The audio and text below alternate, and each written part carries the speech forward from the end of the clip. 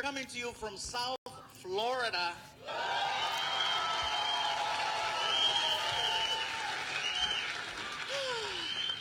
Now let me tell you how I know about this one.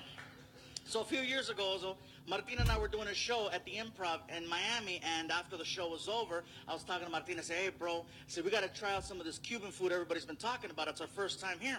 And so we go outside to catch a cab, and when we got in the car, I said, listen, we want to go somewhere to get some authentic Cuban food. Where can we go? And then he takes us to this place called Calle Ocho, which, for everyone at home, Calle Ocho is Spanish for 8th Street, and it's an area where, you know, it's very authentic.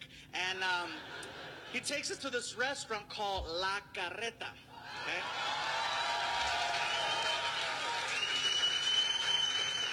So you can't miss it. There's a restaurant on the corner with a giant wagon wheel in front of it and a huge rooster. I don't know what the rooster does, but look out for him.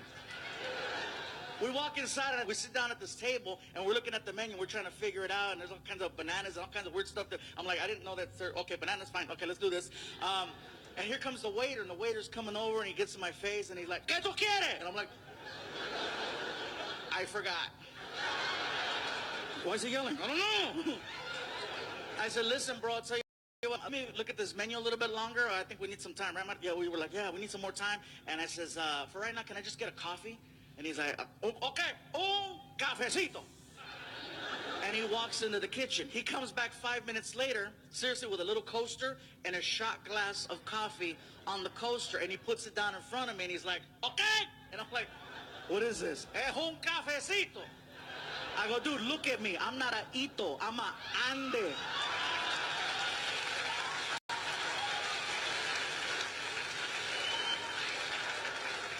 And then I started thinking, maybe he knows who I am. I get the joke. Bring the really big guy, the really little cup. You know what I mean? And I said, bro, what is it? I go, no.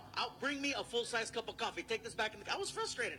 So the guy's like, okay, and what you want? Okay. So he grabs it, all pissed off, and then he goes in the kitchen and he starts talking trash to one of the cooks. He's like, Manolo, and then he comes back with a bowl of Cuban coffee, okay? And he puts it down in front of me, and he won't leave the table. He's like, okay. And I'm like, okay. Oh, I get it. He wants me to make sure this is what I want, what I want, right? So I pick up the bowl, and I take a little sip of it. And when the coffee hit my tongue, I was like, oh, my God, this is the most concentrated coffee I've ever had. It was really, really strong, and then it clicked. That's why they bring you a little shot glass of this stuff. So now I don't want to look stupid making him take a bowl of coffee back in the kitchen, so I picked it up to my face again, and I drank the whole thing.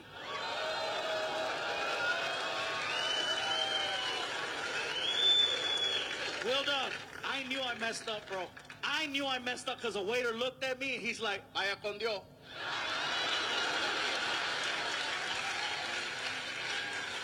He goes back in the kitchen, he's like, Manolo, call 911. 10 minutes go by, you guys. I am so wired. That coffee is strong. That is the only way in the world Cubans can make that swim.